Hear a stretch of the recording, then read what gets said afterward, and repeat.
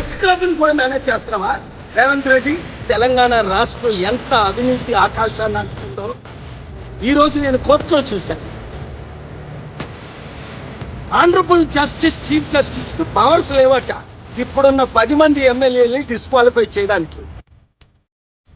ఇందిరా గాంధీని 1975లో ఎందుకు డిస్క్వాలిఫై చేశారు? పార్లమెంట్ లో వెళ్ళిన ఓటు హక్కు లేకుండా చట్టవిరుద్ధంగా ఒక ప్రధానమంత్రి అయినా డిస్క్వాలిఫై చేశారు. ఒక ఎమ్మెల్యేలు ఇప్పుడు 10 మంది ఈ ఎమ్మెల్యే డిస్క్వాలిఫై చేయొద్దా?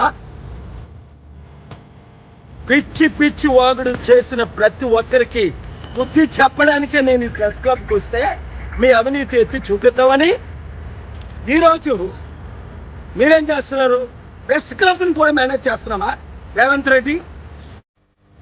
నువ్వు రాజశేఖర రెడ్డి కంటే 1,00,000 రెట్లు తక్కువ. ఇలాగే రేవంత్ రెడ్డి